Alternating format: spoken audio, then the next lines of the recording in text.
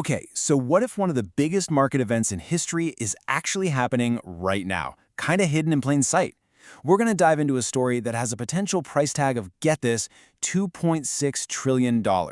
It's a high-stakes game that could change the silver market as we know it forever. So picture this. It's early December 2025, and just out of nowhere, the price of silver completely explodes. I mean, it doesn't just climb, it rockets past a multi-decade high to over $60 an ounce, and it just keeps on going. It leaves the entire financial world just scratching their heads asking one simple question. You know, the mainstream media, they give you the usual reasons. The Fed is cutting interest rates, industrial demand for things like solar panels and EVs is through the roof. I mean, that all sounds plausible, right? But here's the thing. Those reasons just don't explain the kind of extreme stress we're seeing in the physical silver market, the kind of stress that screams something much, much bigger is going on behind the scenes. And that brings us to our prime suspect in this whole mystery, the banking giant, JPMorgan. Now, these guys have a long and, let's just say, controversial history in the precious metals market. And the moves they've been making lately, well, they demand a much closer look. To really get what's happening, you have to look at their track record. Back in 2020, JPMorgan paid a fine of nearly $1 billion for manipulating this exact market. But then, in the middle of 2025, they did a massive 180. They closed out this huge short position, which was basically a giant bet against silver that helped keep the price down for years. And suddenly, it looks like they switched teams. And this right here is where the story gets really wild.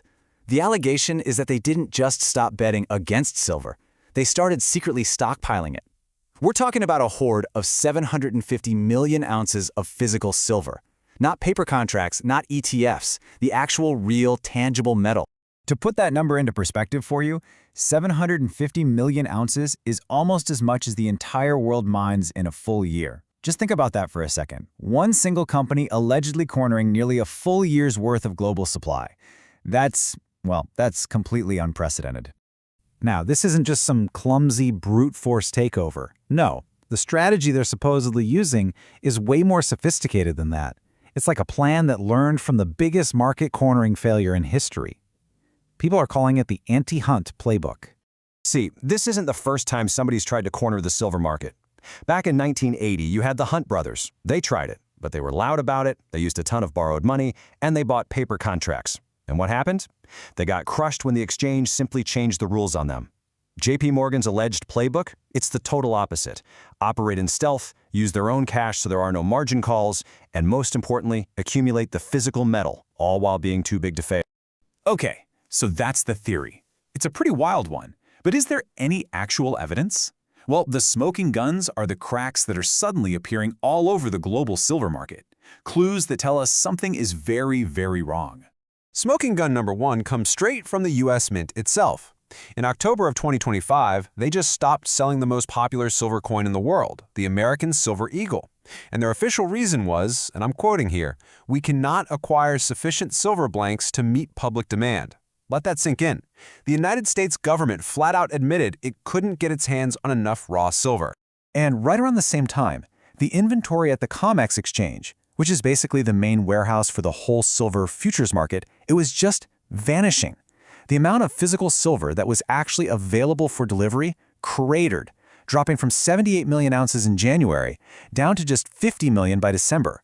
That's almost a 40% drop in 1 year. The silver was just disappearing. And if you need more proof of just how desperate the market was getting for physical metal, just look at the lease rates. That's basically the interest rate you have to pay to borrow real silver. Well, between September and December 2025, those rates shot up by 300%. That's not a yellow flag, that's a 5-alarm fire signaling a massive physical shortage. The market was screaming that it could not find the metal. But this next number, this is the one that really exposes the true scale of the problem. By December 2025, you had paper claims, futures contracts, for 950 million ounces of silver. But the amount of actual physical silver sitting in the vaults to back up all those claims? Only 50 million ounces. That's a leverage ratio of 19 to 1. 19 paper promises for every 1 ounce of real metal. The easiest way to think about it is like a game of musical chairs. You've got 19 people all walking around one single chair. Now, as long as the music is playing and nobody actually tries to sit down, everything looks totally fine. But the second that music stops, and even just 2 or 3 people demand their physical silver, the entire game just completely collapses. So when you put all of these pressures together, the disappearing inventory, the spiking rates, that insane leverage, it was pushing the market right to the edge of a breaking point. This wasn't just about a high price anymore. It was turning into a countdown to a potential default of the entire exchange. The magic number that everyone in the industry was watching was 40 million ounces. That was seen as the absolute critical inventory level for the COMEX. If the amount of silver in the vaults dropped below that number, the exchange's ability to actually deliver on its promises would be in serious, serious doubt. A default would become a terrifyingly real possibility. So here's the potential chain reaction, how it could all melt down. First, inventory drops below that critical 40 million ounce line. That means the exchange can't meet all the requests for physical delivery. So, to stop the panic, they trigger emergency rules and they forcibly settle contracts in cash instead of silver. And at that exact moment, the link is broken. The price of a paper promise completely separates from the price of real, physical metal. They decouple. And this brings us to the most important takeaway of this whole thing. This story is so much bigger than just silver, it's bigger than JPMorgan. It's really a fundamental lesson about the difference between owning a promise on a piece of paper and owning a real physical asset, especially in a crisis. It all boils down to one critical financial concept: counterparty risk. It's a fancy term, but it's simple. It's the danger that the person or institution on the other side of your contract just won't be able to deliver on their promise. It's a risk we all tend to ignore when things are good, but in a crisis, it becomes everything. In a crisis like this, there are really only 2 possible fates. If you're holding a paper asset, like a silver ETF or a futures contract, what you really hold is a promise. You're completely exposed to counterparty risk, and you could be forced to take a cash payout that has nothing to do with the real value. But if you hold physical metal, actual coins or bars in your hand, you hold the asset itself.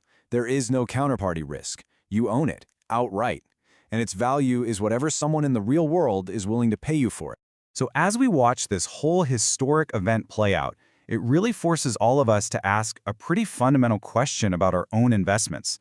When the music finally stops, and it always does, are you going to be left holding the real thing, or just a receipt that says somebody owes it to you?